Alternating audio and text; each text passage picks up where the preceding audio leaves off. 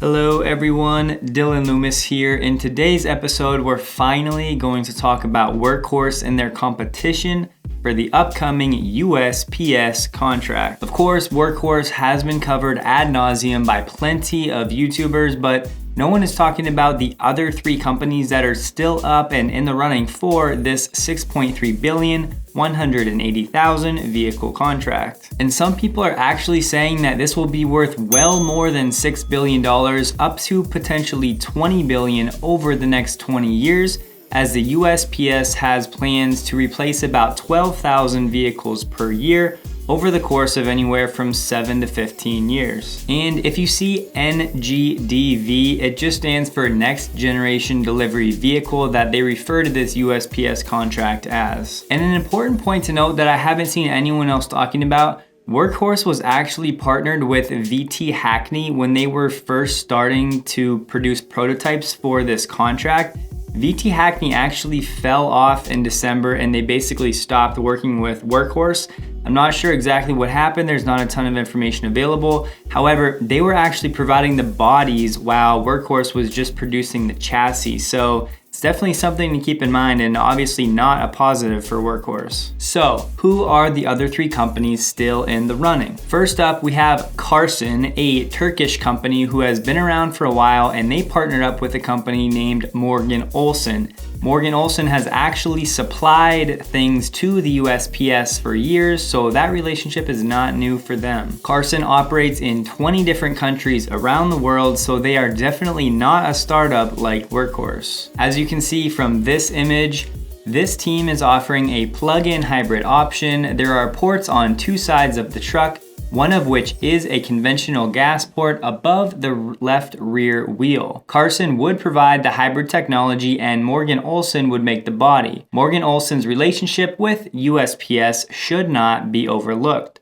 Karsten has also already developed almost 300,000 hybrid vehicles in Europe. Quick disclaimer, I'm not going to go super in depth with these companies because personally I'm not that interested in them. I just wanted to make the video so you have the names. If you want to do further research, feel free. And of course, if something develops in the news and you see one of these names, you can be informed, but we're not going to break these down in depth like I do with some other companies. Next up, we have Mahindra Automotive. They are indeed a foreign company, but their North American division is the one we're focusing on for this contract. They are actually offering a gasoline and a hybrid option to the USPS. And as it turns out, Mahindra Automotive has actually signed an LOI or letter of intent to build these vehicles in the United States if they are indeed awarded part of this contract.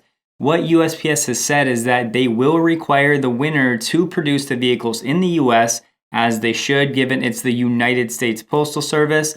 But some of these companies, especially the foreign ones like Mahindra, do not currently have manufacturing facilities in the States. So that's something that they would have to figure out before they start building these vehicles if they were to win. Now, once again, Mahindra is not a startup. They've been around for 70 some years and they're actually well positioned for this contract because they focus on rugged, durable vehicles that are built to withstand a constant beating and the elements. And as you know, with these USPS trucks, they're constant stopping and starting daily. The miles and miles that will be put on these trucks in all different conditions, it's important that the winner can produce durable, rugged vehicles, which Mahindra has already been focusing on for some time. They also have a gentleman, Dr. Matthew Reed. You can look him up if you'd like. He has strong ties to the USPS and he knows exactly what the company needs and what they're looking for.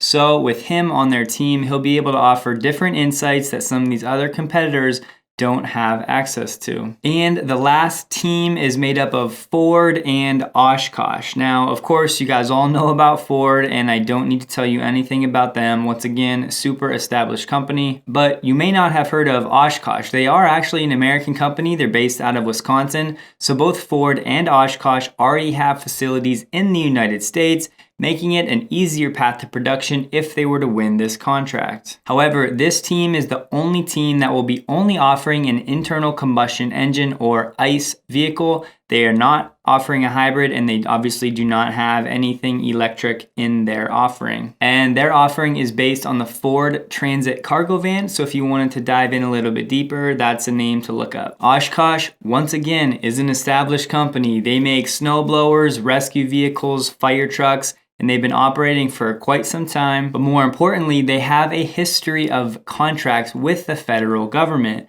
So this is important as you think through USPS who they'll eventually choose. These companies that are reputable, they've been around for some time, they can fill demand, and they've already fulfilled other contracts for the federal government. So this is important information that needs to be discussed. And to wrap up this episode, the current USPS fleet, most of these delivery vans are around 30 years old. They don't have air conditioning, they don't have airbags. These things are basically a joke. Anybody that delivers mail can tell you this.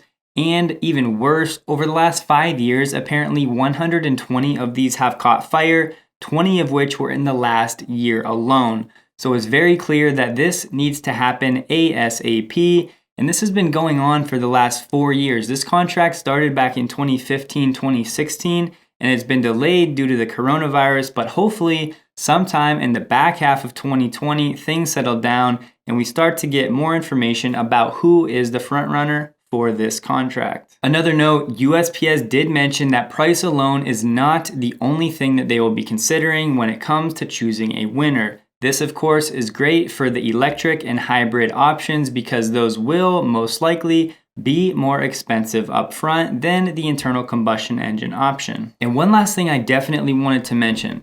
So there are some rumors going around that I saw in forums where a mechanic at USPS got on there and started talking about how the electric vehicle option, most likely from Workhorse, was not holding up well under the testing that was conducted over the last 2 years. Now, this is important because as we know, most mechanics, when they first look at an electric vehicle powertrain, they have no idea what they're looking at. More importantly, think about this logically.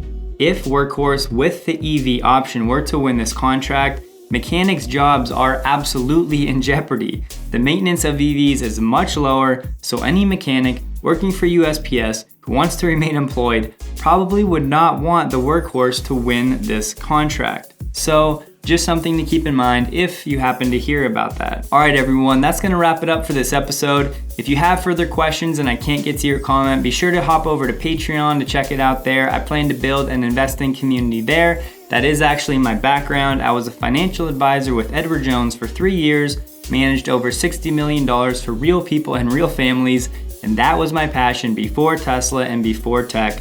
So keep that in mind if you're interested in that type of thing. Thank you guys for watching. Like the video if you did, subscribe if you're not already, and I'll see you guys in the next one.